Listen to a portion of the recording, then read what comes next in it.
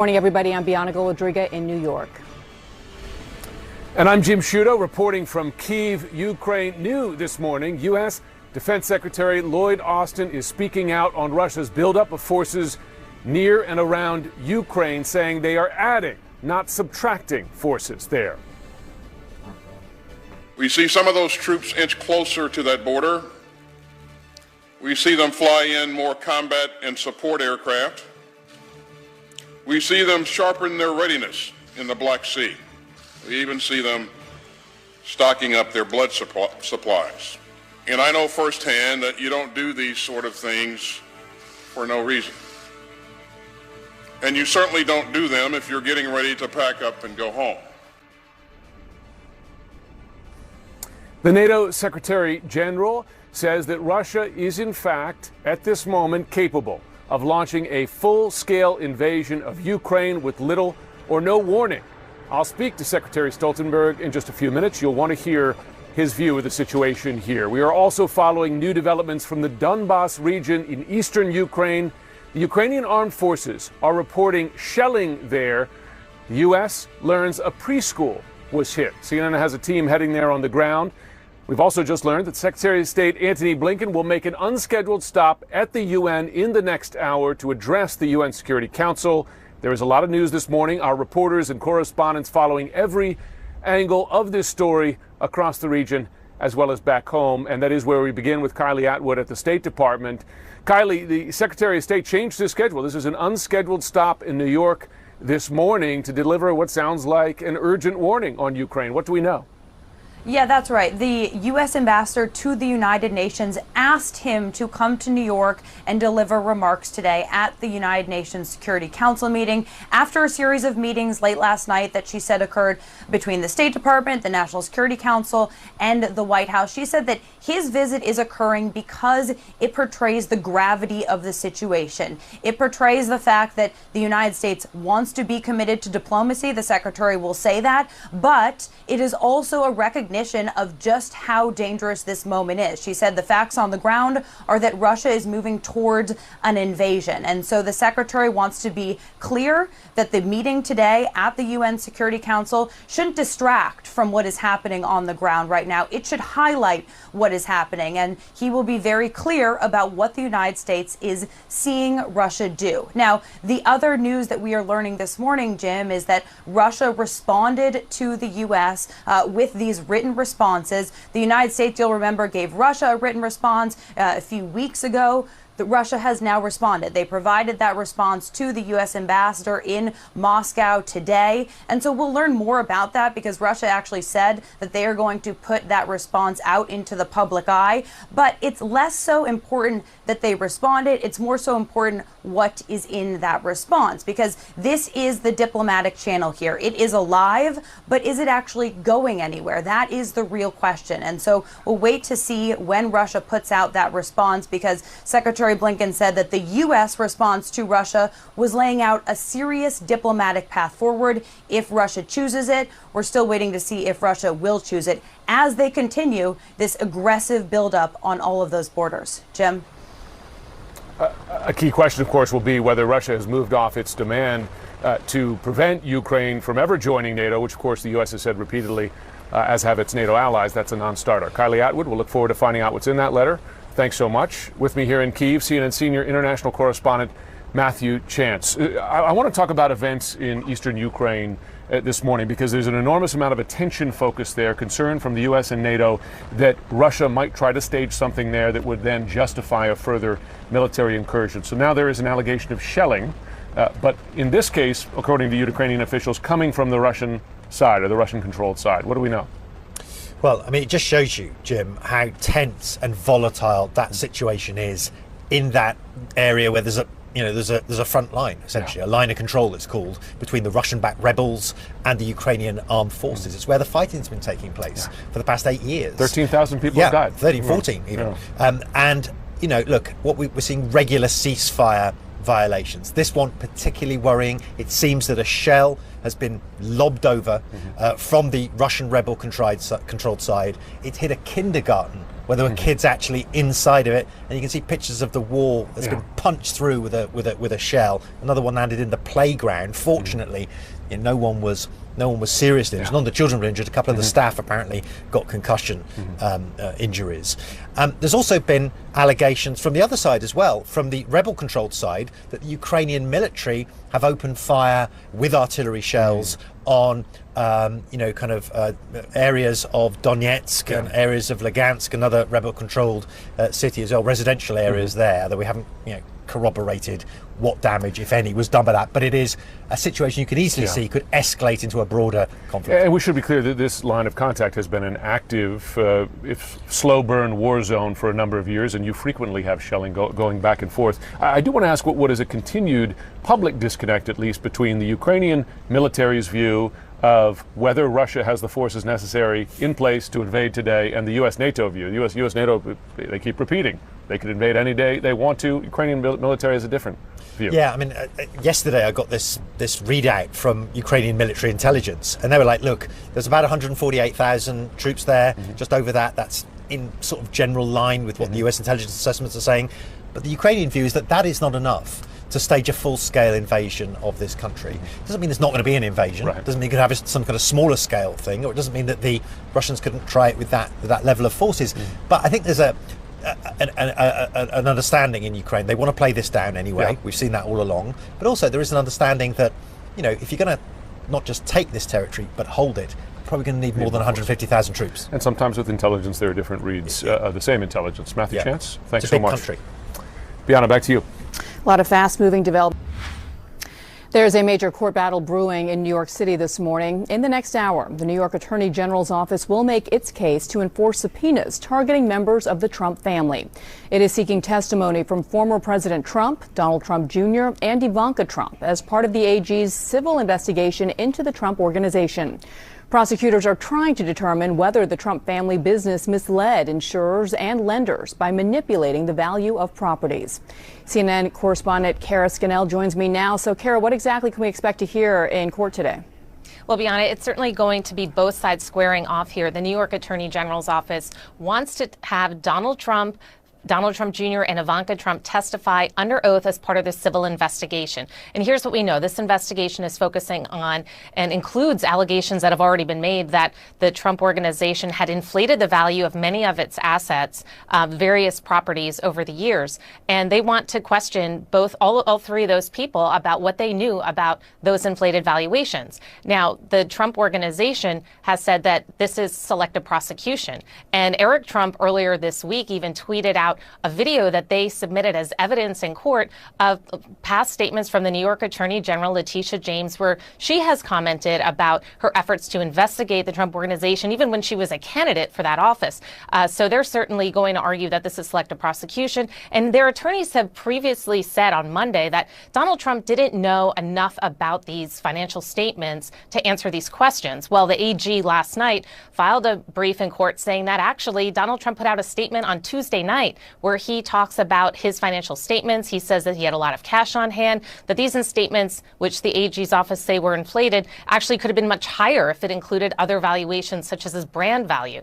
So all that's going to come into play today when both sides appear in court in just about a half an hour from now. Bianna? No doubt the former president has a history of, shall we say, embellishing his net worth and property values that he owns. Kara Scannell, thank you.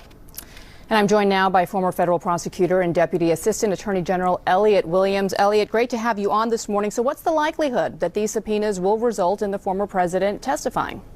This is, of all the questions that come up around this matter, the likelihood of testimony, I think, is the most straightforward, likelihood of a subpoena, and here's why. Look, it's a relatively straightforward civil case, Bianna, about did this organization inflate or devalue assets in order to deal with lenders and so on. That's quite straightforward. These are executives of the company, and the question is, are the subpoenas valid? Now, again, there's other stuff, and we can talk about that, too, around the politicization of the whole thing.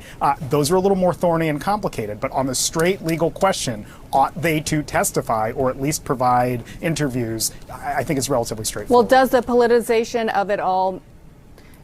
Yeah. Elliot, just stand by. We're going to hear from President Biden right now on the White House lawn on the crisis in Ukraine. How high is the threat of a Russian invasion right now? It's very high. It's very because they have not moved any of their troops out. They've moved more troops in. Number one. Number two, we have reason to believe that they are engaged in a false flag operation. They have an excuse to go in.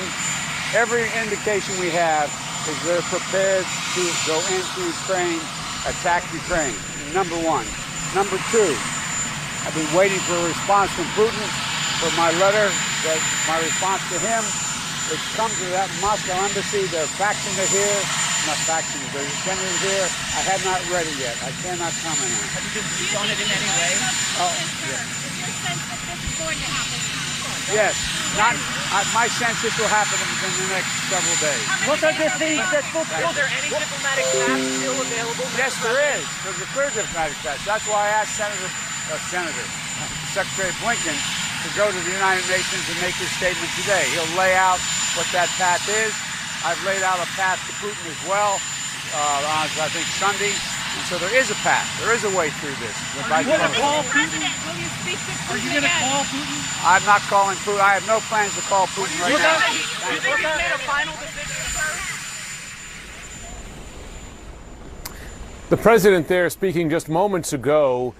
Perhaps the most notable comment about Ukraine is him saying his sense, in his words, is that Russia will carry out this invasion within the next several days. So consistent with that urgency we've been hearing from U.S. officials going to last week when they, in effect, moved up beyond the timeline based on intelligence of when they think Russia might attack, again, with the proviso that they believe Russia has not yet made that decision. But notable comments from the president there, who's been briefed on all the latest intelligence to say, beyond that his sense is that they still have the capability and might very well act on that capability within the next several days. Yeah, also notable that the president said we have reason to believe they are engaging in false flag operations right now. Clearly, we have seen the developments overnight in the Donbass region there, the shelling.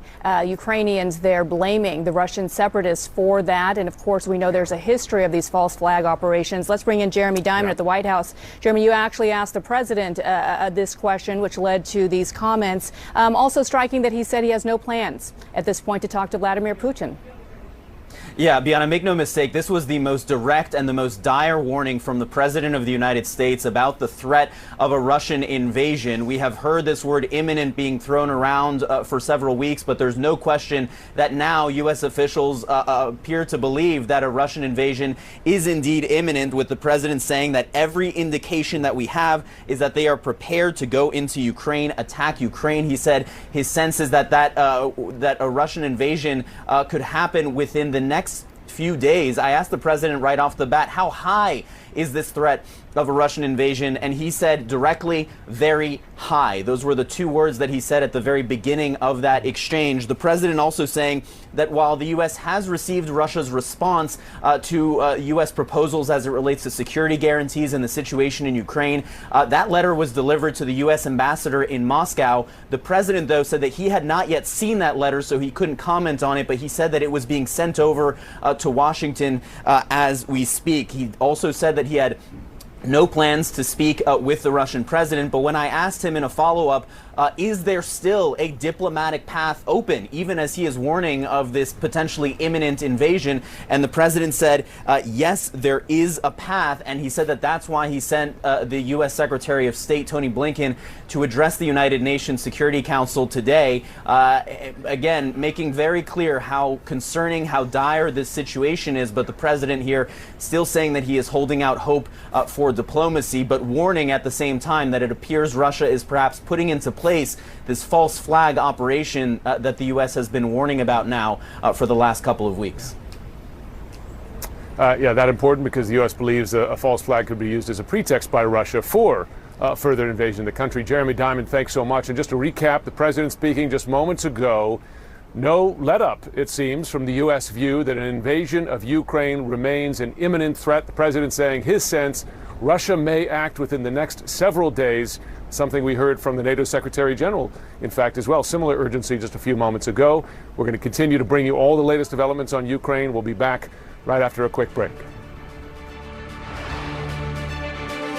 Any moment now, Secretary of State Antony Blinken expected to address the United Nations Security Council as tensions between Russia and Ukraine and NATO escalate. We're going to bring you those remarks live as they happen. There's a lot going on this morning. Also this, President Biden warned the risk of a Russian invasion is, quote, very high. And listen to the timeline he spoke about. We have reason to believe that they are engaged in a false flag operation to have an excuse to go in. Every indication we have is they're prepared to go into Ukraine, attack Ukraine. My sense this will happen within the next several days. We are also learning of two major developments from Moscow this morning. President Putin says he is preparing to address both houses of Russian parliament. This is their Duma. It's very significant, though a date for the address was not given. Also, Moscow has expelled the deputy chief of mission at the U.S. Embassy in Moscow. The U.S. calling it an escalatory step. Jim. Let's go through all the headlines. There are a lot of them. CNN national security correspondent Kylie Atwood is at the State Department for us this morning. Also CNN senior international correspondent Matthew Chance here with me in Kyiv. Kylie, let's begin with you. First, if we could talk about what message we expect to hear from the Secretary of State at the United Nations. This was an unplanned stop for him. Yeah, that's right. The ambassador to the United Nations, Linda Thomas-Greenfield, said that Blinken is going to express the gravity of the situation here. What the United States doesn't want Russia to do is to use this venue to further put forth false information. Now, that is something that we have seen Russia doing in a number of ways in recent days. And a senior administration official said that they viewed this meeting as something that Russia could try and use as part of creating a pretext for an invasion into Ukraine. And they wanted to make sure that the United States had a senior official there, the Secretary of State, who could lay down the facts. And the facts on the ground, according to the ambassador to the United Nations, are that all evidence is pointing to the fact that Russia is preparing still for a potential imminent invasion into Ukraine. So that's why the Secretary of State is there, to present the facts from the United States perspective. And then, of course, we're also learning this morning that Russia has responded to the United States, given them a written response after the United States gave them written ideas about how to work together on issues like security. We're waiting for more details of what is actually in that written response from Russia. But what's more significant is the fact that is to look at what Russia says in this written response. If there is actually any indication that Russia actually wants to engage in real substantive diplomacy, because up until this point, the U.S. has put ideas forth, but none of those are ones that Russia has really dug its teeth into. And we're also learning this morning that Russia expelled the #2 diplomat at the U.S. Embassy in Moscow. Now, this is a small piece of this larger puzzle that we are looking at. This is a diplomatic grievance. It's obviously a problem for the United States because they don't have a very big diplomatic presence in Russia. But what it demonstrates is that Russia often does this. They do one thing where they say they want to be engaged in diplomacy, and then they take another action which indicates that they don't actually want to be very engaged in diplomacy. The United States is saying that they see this as an escalatory move on behalf of Russia. They are preparing their response, what they are going to do. But a lot of moving parts this morning, and we'll learn more when the Secretary of State speaks at the United Nations. Well, it's exactly the time when you need those diplomats on the ground there to aid in communication. Of course, came after a couple of days ago, the U.S. closed its embassy here in the capital of Ukraine, Kyiv. Matthew Chance with me here. We heard President Biden there speak of something that we've often heard, and Jens Stoltenberg also brought up earlier when we spoke this morning about a false flag op. It's a phrase that folks might not be familiar with. In general, it means do something and blame the other side for it. So tell us what we know about the shelling that has taken place there. How uncommon is it? And do we know who's responsible? Well, I mean, this is an incident that's taking place near to the line of contact in the region where there's been a war going on for the past 8 years between Russian-backed rebels and Ukrainian government forces. You know, there are regular violations of the ceasefire that's been enforced there since 2015, including exchanges of shellfire. What we know from today is that the Ukrainian government saying that a shell was fired and it hit from the rebel side, and it hit a kindergarten with children inside. There were two shells, in fact. One landed in the playground The other one landed and apparently penetrated that wall. And there's images circulating around of that hole that's been punched in the side of the wall. I've spoken to some military experts, and they're not entirely convinced that was an artillery shell that would have caused that kind of damage. But I mean, that's for others to, I suppose, to assess. The point is, in this tense situation that we are currently witnessing, it could be a spark like that sets off a much broader fire. And of course, you know, the rebel side, the Russian-backed rebel side, are saying there's been an exchange of artillery fire over there as well. Residential areas in Donetsk and Lugansk, which are rebel-controlled cities, say that residential suburbs there have come under artillery fire from the Ukrainian side. It's an extremely tense. It can easily escalate. And that's you're exactly right. That relatively small incidents can then be magnified to be something more, or misinterpreted as well. Matthew Chance, thanks so much, Biana. Joining us now is John Herbst, former U.S. ambassador to Ukraine and now the senior director of the Atlantic Council's Eurasia Center. Ambassador, great to have you on. So clearly both sides, both Russia and the U.S. with NATO, are trying to control the narrative here, and that's why you're seeing the Secretary of State addressing the United Nations today. We just heard from President Biden saying that he believes, and U.S. intelligence believes, that the risk of an invasion is high and likely in the next few days. Notably, he said he will not be speaking, or he has no plans to speak with Vladimir Putin. Given everything collectively that we've seen transpire over the last 24 hours, do you see there any opportunity for things to de-escalate at this point, or is war perhaps inevitable by now? War is definitely not inevitable. Putin can ratchet down the tensions as easily as he's scaled them up. But right now he seems to be going for a full court press to convince the United States, NATO, Ukraine that he's about to invade, so that they will make serious compromises, whether it's about the Minsk process leading to an end to the war in Donbass, which Moscow is conducting, or about NATO's future. Ambassador Herbst, I spoke earlier this morning with the NATO Secretary General Jens Stoltenberg. He, like President Biden, expressing similar urgency about Russian intentions here. Have a listen. I want to get your reaction. What we do know is that they have amassed the biggest concentration of combat-ready troops since the end of the Cold War in Europe, and that these forces are capable of launching a full-fledged invasion of Ukraine with very little or no warning time whatsoever. That the consistent view of NATO and the U.S., and they're deliberately saying this in public repeatedly and releasing details of exactly where those Russian forces are, where U.S. intelligence indicates where they are. Can you see that helping to deter military action, that it makes it difficult for the Russian president to issue the order, given the plans are so public? I think it does make it harder for Putin for the following reason. It underscores that the response that Biden described to a Russian invasion is real, and that we're not going to be intimidated into making concessions that cut against our interests simply because Moscow is threatening. Now, Putin may well decide to invade Ukraine again, but if he does, his economy is going to be smacked, his geopolitical position will weaken because there'll be more NATO forces on his border. And so his interests really push against that. The question is whether or not he's willing to recognize that he's putting himself and his country in danger. Those that have been following Vladimir Putin for many years have been saying for a while now that this goes beyond just Ukraine. This goes to where he sees Russia's place in the world vis-a-vis the West. And I'm curious to get your perspective on Sasha Bohunov, who is a Russian expert at the Carnegie Moscow Center, something that he tweeted just this morning, to see if you agree with it. He wrote, in its negotiations with mobilized Russia, the West isn't just fighting for Ukraine's security, but for the status of absolute victor in the Cold War, a status that Russia is now challenging using force. Do you agree with that assessment? Well, I would color it a little bit differently. He's absolutely right that this is not just about Ukraine.